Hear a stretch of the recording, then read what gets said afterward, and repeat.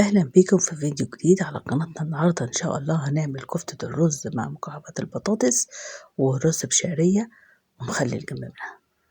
يلا بينا نبتدي في الأكل. اللي عملت نص كيلو لحمة مفرومة، عليها ربع كيلو رز مغسول ومنقوع، وحزمة خضرة بقدونس وبصلاية وتلات أربع فصوص توم مع شوية ملح، وطحنوه مرة واتنين وتلاتة. وبعد كده بعد ما اتفرمت حط عليها كمون وفلفل اسود وملح اذا احتاجت.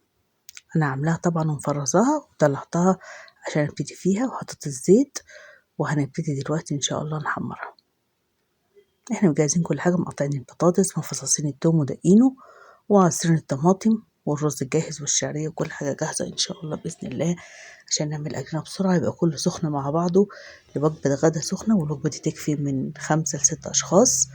النص كيلو كفتة أو النص كيلو كفتة الرز ديت اللي هو نص لحمة مع الرز مع الحاجات دي بتعمل من 30 ل35 صباع كفتة من الحجم اللي أنا عاملاه دوت. يعني بتكفي بزيادة قوي تكون غدا دسم ويشبع من 5 ل6 أفراد.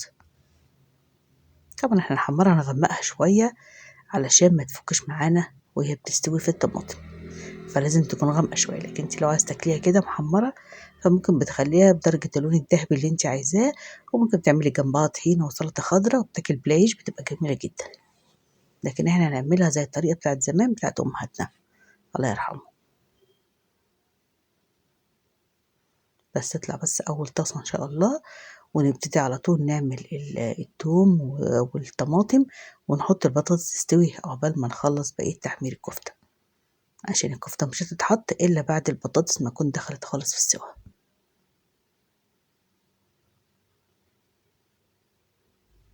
بس ما تنسوش تشتركوا وتعملوا لايك عشان ما بتعملوش اشتراك خالص ولا لايكات خالص. اتمنى دعمكم بالاشتراك واللايك لو سمحتوا. خلاص هنطلع اهو.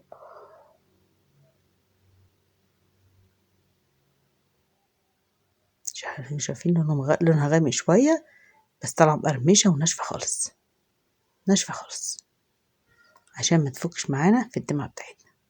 حط بقى الدور التاني على الطاسه. هو دايما اول دور كده بيطول في كل حاجه في التحمير بالذات، بس مش عارفه ايه السبب يعني. التاني بيبقى اخف شويه في الوقت، مش عارفه ليه.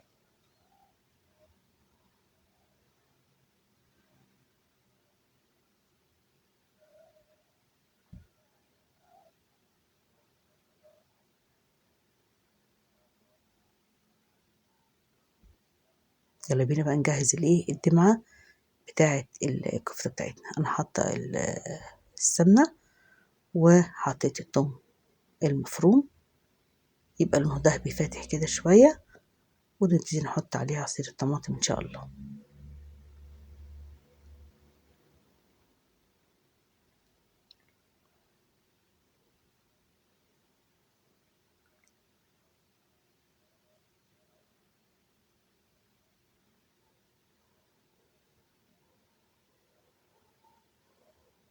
بنقلب طبعا باستمرار كده عشان مفيش حاجة تبقى محروقة فيه أو حاجة، فبيبقى في الدمعة شكله مش حلو.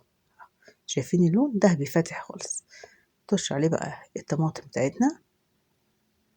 إذا كانت الطماطم فاتحة يعني شوية مش حمرا ممكن تحطي معلقة صلصة، لكن لو الطماطم حمرا كويسة مش لازم. حط بقى شوية فلفل أسود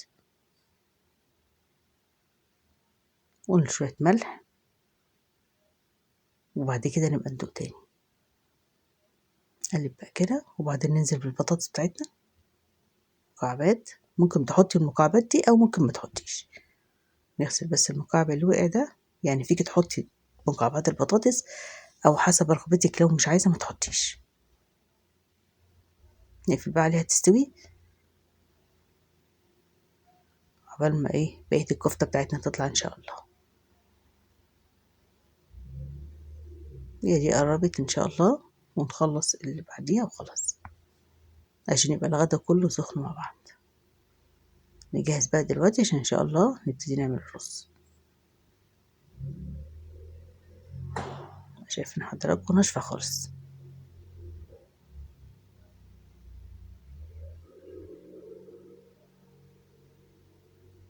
هنشيل بقى دلوقتي نعمل الرز ان شاء الله باذن الله. حطينا الميه في الكتل خلاص سخنت، ندخل دي بقى جوه ونعمل الرز على العين التانية ديت. بس نشوف ايه الكفتة الأول، نبص عليها بصة كده وبعدين نبتدي على طول إن شاء الله.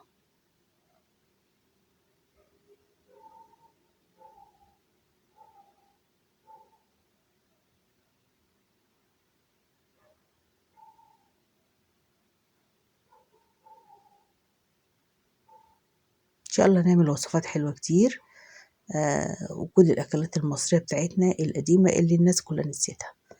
العدس بجيب المطبوخ، أنا حاطة طبعا السمنة في الحلة خلاص، يعني مجهزة كل حاجة. العدس بجيبها مطبوخ، الكشري بعدس أصفر، كشري بعدس الجبة، عدس بجيبها مطبوخ، بصارة، فول مقلي، حاجات كتير قوي. في كتير من الجيل اللي موجود دلوقتي ما بيعرفهاش البصارة والفول المقلي والحاجات دي، ما بياكلهاش خالص ولا بيعرفها ولا بيعرف يعملها. لكن احنا جيل قديم فعارفين الحاجات دي كلها. طلع بقى ده كده قبل السمنة بتاعت الرز بتسيح، وبعدين نحط الشعرية عليها، نحط بس الدور ده كده على طول، سقط الكفتة دي كده.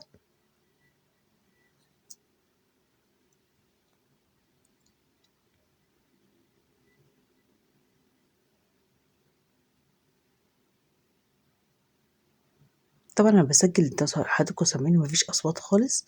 طبعا انا عملت الحله دي بوريكم الغطا ليه، ان الكفته لما نيجي نطفي عليها ما نكتمش الغطا، ما نقفلش الغطا عشان البخار بيطلع في الغطا ينزل على الكفته تاني يخليها تفك. فاحنا لما نيجي نطفي على الكفته فاحنا هنميل الغطا خالص او تشيليه. إذا كنت هتغرفي فانت بتشيليه، هتستني 5 دقايق او 10 دقايق قبل ما تغرفي الاكل، فممكن تميليه كده عشان البخار والصهد بتاع الاكل ما يطلعش في الغطا، يقوم نزل نقط ميه البخار على الكفته فتفك. دي معلومه يعني. ان شاء الله هنعمل حاجات حلوه كتير في القناه بتاعتنا، بس انتوا اشتركوا واعملوا لايك وخشوا اتفرجوا على الفيديوهات، ان شاء الله تستفيدوا باذن الله. حمرنا الشعريه اهو، وغسلنا الرز، وجاهزين ان شاء الله باذن الله. الشعريه طبعا فيكي تحمريها في الاير فراير، وتخليها جاهزة عندك في برطمان. اللي يحب يعني برضو الكفتة ممكن تحمريها في الاير فراير، هتديها بخة زيت وتحطيها في الاير فراير لو انت مش عايزة تحمريها برضو في الزيت، وبعد كده تحطيها برضو يعني تعمليها بالدمعة تاكليها محمرة اللي يريحك. حط بقى الملح ونديها تقليبة كده،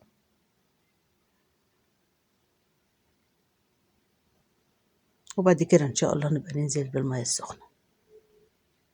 ننزل بقى بالمية السخنة، بعد كده نبقى نشوف المية بتاعتها عايز مية تاني ولا لا. قلب كده، كده محتاج شوية مية تاني، حط بقى شوية مية تاني ونشوف الحركة اللي جاية دي بقى. بعد ما ندوق دي اللي تظبط المية، شايفين المعلقة واقفة ازاي كده، تبقى المية بتاعته خلاص كده مظبوطة. نغطيه بقى ونسيبه يستوي عقبال ما نقلب الكفتة بتاعتنا ايه الدور الأخير ده إن شاء الله.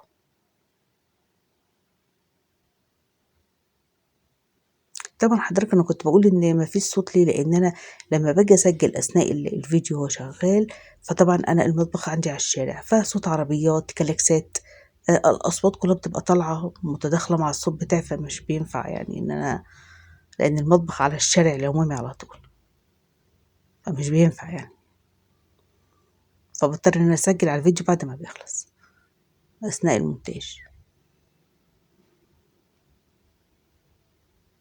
لسه الرز طبعا والبطاطس بس عايزين نبص عليها عشان ناخد شوية بطاطس كان مكعب كده، يعني متنوع من كل حتة، عشان هي مش بطاطساية واحدة، فنشوف اذا كانت دخلت في السوا يبقى خلاص ممكن نضيف على الكفتة. لسه شوية هنخليها شوية عشان الكفتة بتاخد من 5 ل10 دقايق بس في قلب الدمعة، مش اكتر من كده عشان ما تفكش.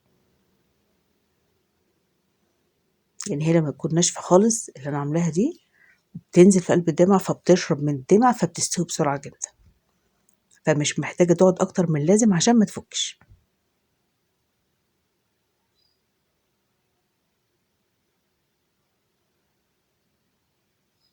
الطاسة دي إن شاء الله قربت خلاص أهي.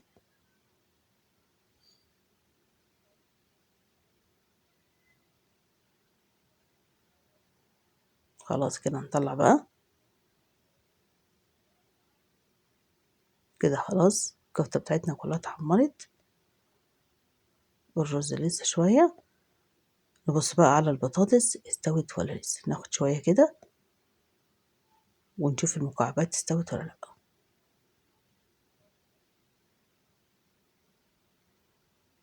يعني دقيقتين 3 كده إن شاء الله، ونحط عليها الكفتة بتاعتنا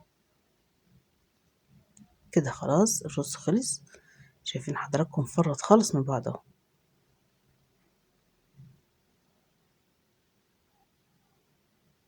يلا بقى نضيف الكفتة على البطاطس. نضيف الكفتة بتاعتنا على البطاطس. طبعا احنا محددين خلاص الدمعة عشان ما نقعدش نقلب كتير والكفتة في قلب الدمعة، لأن الكفتة كمان عليها ملح، فاحنا نحط شوية مية اللي هي فترة 5 ل10 دقايق اللي بتستوي فيها الكفتة. شوية مية سخنة نقفل عليها، ندوب بقى الكفتة ده نقسمه كده. الله ناشف جميل، ندوق كده طعمه تحفة والله.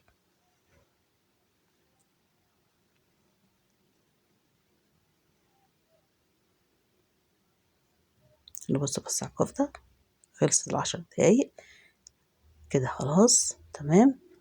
نوارب بقى الغطا ونطفي كده. الأكل بتاعنا خلص اهو.